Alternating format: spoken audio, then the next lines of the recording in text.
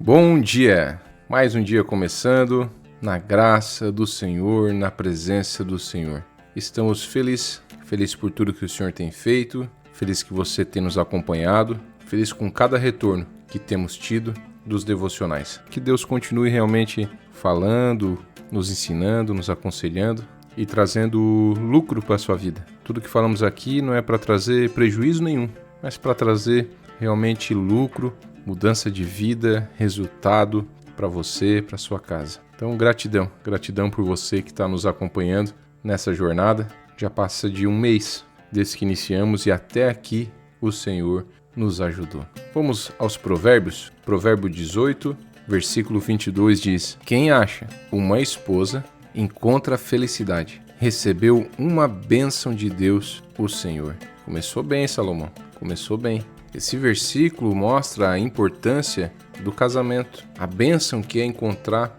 uma esposa, a importância de valorizar esse relacionamento. Aqui fala que é um presente para o homem, é um tesouro que o homem encontra, que é fruto da bênção do Senhor. Então, se você é uma boa esposa, se você se dedica na sua casa, no seu lar, o seu esposo tem que olhar com esses olhos para você, como um tesouro, um presente de Deus. E aí, se o homem não valoriza como um presente que Deus assim abra os olhos desse esposo para enxergar a esposa que Deus entregou de presente. Então, quando reconhecemos o casamento como uma bênção de Deus, é um ato nosso de gratidão ao Senhor. Quando olhamos para o parceiro, para a parceira, para o esposo, para a esposa, quando olhamos e expressamos a nossa gratidão, nós fortalecemos o relacionamento entre o casal, mas também com Deus, sendo grato pelo presente que Deus deu.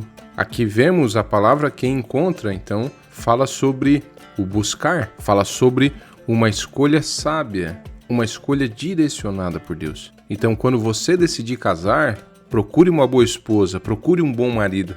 Procure usando o discernimento para isso, pedindo para que o Senhor descortine os seus olhos além da aparência, mas lhe ajude com prudência a enxergar essa pessoa que você quer construir laço. Então busque em oração, busque a orientação divina para casar. E se você é casado, busque orientação divina na vida conjugal. A sua vida com a sua esposa, com seu esposo, também depende de fé e confiança em ambos e em Deus, acreditando que Deus proveu e Ele está totalmente unido no processo para ajudar vocês a crescerem juntos como casal. Há muitos que infelizmente não reconhecem o presente de Deus, não valorizam a esposa que Deus deu ou o esposo que Deus deu, e o casamento acaba chegando ao fim, mas se você fez a sua parte, buscou a ajuda do Senhor, buscou um direcionamento, você foi um presente, mas infelizmente foi o outro lado que não soube tomar proveito disso. O Senhor continua incansavelmente entregando presentes nas mãos das pessoas e as pessoas não sabem valorizar os presentes que Deus deu. É um casamento, não sabem tirar o máximo proveito, é a maternidade, paternidade, não sabem e não usufruem a maravilha que é a companhia de um filho, de uma filha. Deus dá casas, muitas vezes carros, bens, e as pessoas não valorizam, não olham como um presente do Senhor. Deus deu algo que não há valor no mundo que possa pagar, que foi o seu filho, o maior presente que foi o seu filho, pela sua salvação, e muitos não valorizam esse presente, não valorizam essa graça que é a salvação. Isso nos leva ao versículo 3 do capítulo 19, que diz: a falta do juízo é o que faz a pessoa cair na desgraça e, no entanto, ela põe a culpa em Deus o Senhor. Você entendeu o que disse aqui? Muitos homens arruinam sua vida e depois culpam a Deus. Adão, por exemplo, tentou culpar o Senhor apontando para Eva. Foi a mulher que me deste. Culpou ela e Deus ao mesmo tempo. Foi o Senhor que me deu ela. Então, quando nós olhamos para o abandono da fé, quando a pessoa põe a culpa em Deus, é o abandono da fé. Quando olhamos para esse abandono da fé, vemos que a maioria das vezes tem origem na fraqueza moral da pessoa. Você já notou isso, não? Que as pessoas que abandonaram a fé normalmente caíram no pecado, numa fraqueza moral. Preste atenção nisso. Observe isso. Pessoas que se aventuraram a praticar imoralidades, o pecado, mas em vez de confessar e abandonar o pecado, abandonam quem? A Cristo. Se enfurecem contra Deus. Eu quero que você preste muita atenção nessa frase. É um absurdo culpar a providência divina pelas consequências dos atos que Deus proibiu. Preste atenção. Deus proibiu você de roubar, de matar, Deus proibiu tanta coisa a você. Deus tem falado para você que é errado o que você está fazendo. Você está pecando de forma consciente porque Deus avisou que é pecado, que é errado o que você está fazendo. E ainda o Senhor está dizendo que depois de tudo o Senhor já sabe que você vai vir culpar Ele. Dizer, não, foi Deus. Por que Deus me deixou chegar nessa situação? Por que Deus tirou isso de mim? Por que eu passei por isso? Por que passei por esse aperto? Infelizmente as pessoas pecam, erram, caem na imoralidade, caem nas suas fraquezas morais, caem na desgraça e depois põem a culpa em Deus. Isso não é novo. Isso que você está tentando fazer, tirar a culpa de si e botar em Deus, não é novo. Começou com Adão e ao longo de toda a história aconteceu, porque aqui Salomão estava falando da mesma coisa.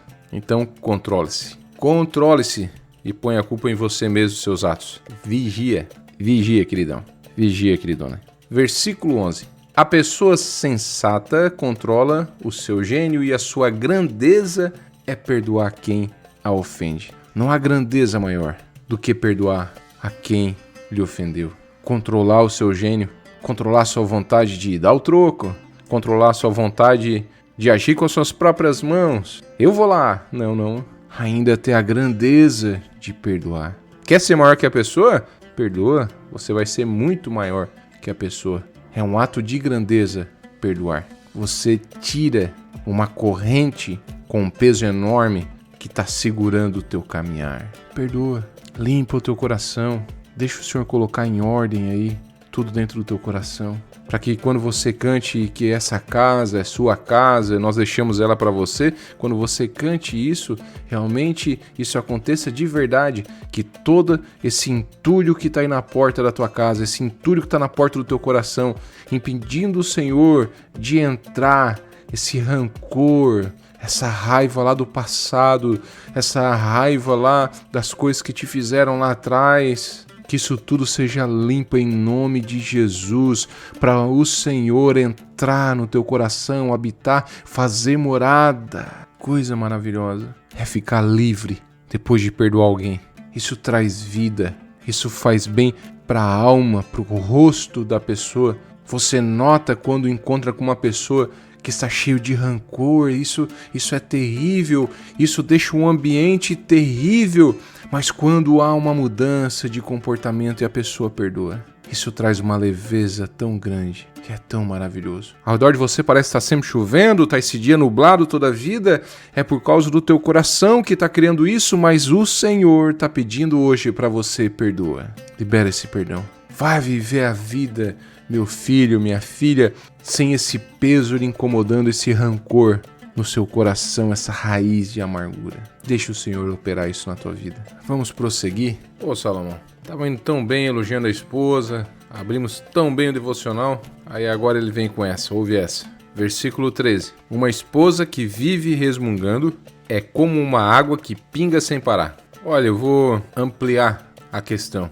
Um esposo, um filho, um membro na igreja, um funcionário, um patrão, qualquer pessoa que vive resmungando é tão chato como uma água que pinga sem parar, sabe? Aquela que fica incomodando ali, aquela goteirinha incomodando.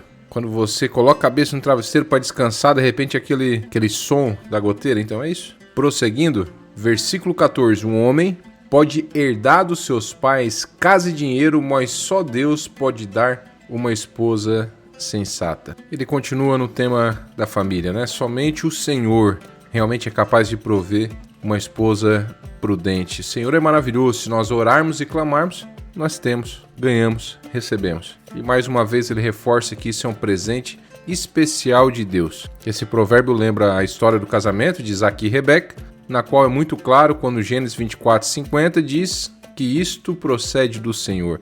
Um casamento, meu irmão, arranjado, mas no céu. Oh, que coisa maravilhosa, né? E o último versículo de hoje é um tema que ele entrou várias vezes nesse tema. E se tá aqui é para nós dar uma sacudida de novo em você. Versículo 15 diz: quem é preguiçoso e dorminhoco acabará passando fome. A preguiça é a matéria-prima para a pessoa cair no profundo sono. Presta atenção nisso. A preguiça é a matéria-prima do dorminhoco. Ele está lá ocioso, levado pela preguiça, e isso é um convite à pobreza, isso é um convite para o indivíduo realmente passar fome. Por isso, o recomendado para todo mundo é levantar cedo, acordar cedo, ir para as tarefas, ir para as atividades e dormir só o tempo necessário. Porque depois vira um vício. E aí é difícil a pessoa sair disso. A sua mente vai se condicionar a isso, vai achar que isso é normal, o seu corpo vai achar que é normal e você vai viver se arrastando de um lado para o outro. Vença a preguiça, vença o desejo de ficar na cama rolando para um lado para o outro, vença isso trabalhando. O remédio para a preguiça é o trabalho. Não tem outro remédio para a preguiça que não seja a ação, a atitude. Agora deixa eu te falar, isso também se aplica à leitura da palavra, à oração. Acho que por essa você não esperava, né? Você estava aí pensando já em alguém que dorme demais, alguém que é preguiçoso, alguém que é dorminhoco e não estava olhando para a sua vida. Mas estamos aqui nós para sacudir você também. Aquele que tem preguiça de estudar a Bíblia, de ler, aquele que tem preguiça de orar, o dorminhoco, sabe? Aquele que dorme até na oração de joelho, poderá passar fome espiritual, corre risco espiritual. Se você não levar como uma disciplina diária, ler a Bíblia é o mínimo, ler a Bíblia todo dia, orar todo dia é o mínimo. Se você tiver preguiça disso, vai passar fome. Sabe por que às vezes você não consegue orar e ler a Bíblia? E eu tô te dando um alerta aqui que eu tenho certeza que alguns de vocês fazem. Não me leve a mal, mas como um amigo eu estou te alertando. Sabe por que você não lê a Bíblia e não ora, muitas vezes? Porque você deixa para o resto. Você entende isso como o resto, ou seja, você leva só para o final do dia. Você deixa para orar e ler a Bíblia só tarde da noite. E aí quando você vai orar, você vai abençoar Jesus na oração, você vai dizer para os outros, em vez de que Deus te ilumine, você vai orar para que Deus elimine. Você vai embaralhar todas as palavras. Na hora que alguém chegar, vai olhar você vai estar dormindo em vez de estar orando. Não deixe para o final. A leitura e a oração não é um resto, não é o fim, não é o que sobrou da sua energia, do seu tempo. Ele é a primazia, é onde você deve começar o dia. Não comece o dia sem orar e ler a palavra. Não saia de casa sem isso, é um risco. É um risco você pegar uma estrada para um caminho que você não conhece, porque o futuro é um caminho que você não conhece, sem você ter o mapa, um GPS, o guia. O teu GPS do dia é a leitura da Bíblia. A tua proteção do dia, o que te guarda, é a oração.